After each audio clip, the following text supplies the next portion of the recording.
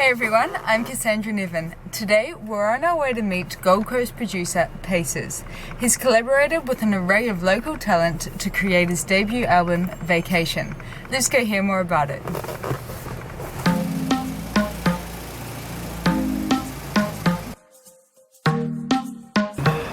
Initially, it was a friend of mine. He was like a hip-hop producer by the name of Wisp. Okay. And it was when I lived in Melbourne, and he just sort of showed me like how you can, sample and make hip-hop beats and stuff. And it was just, I was into DJing at the time, and so it was like this natural next step. Yeah.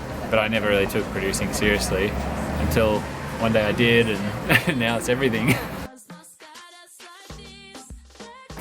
It took me about 6 months to write it.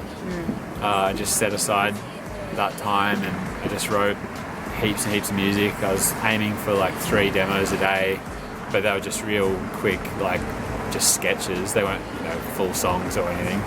And then most of it was garbage, and then the ones that were okay or like worth keeping, then I'd spend proper time on them, work with different singers all the time, just because they always bring something different. Right.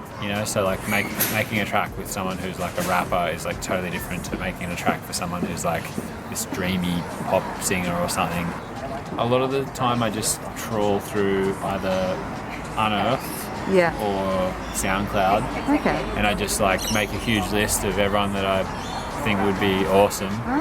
And I just email them out of the blue. Like most of the time I don't get a reply, and occasionally I do, and those are the ones that end up becoming songs.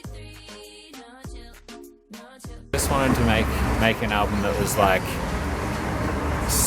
sounded like one coherent piece of work, even though it had a lot of different guest singers on there.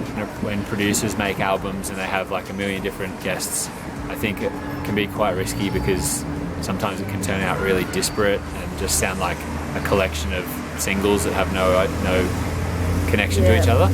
I'll use a lot of the same instruments and drum sounds or whatever across the same tracks, and the types of chords that I like. I think those things are enough to sort of subconsciously make it all feel cohesive. So the album cover it's basically like an arrangement of fruit, but they're all white.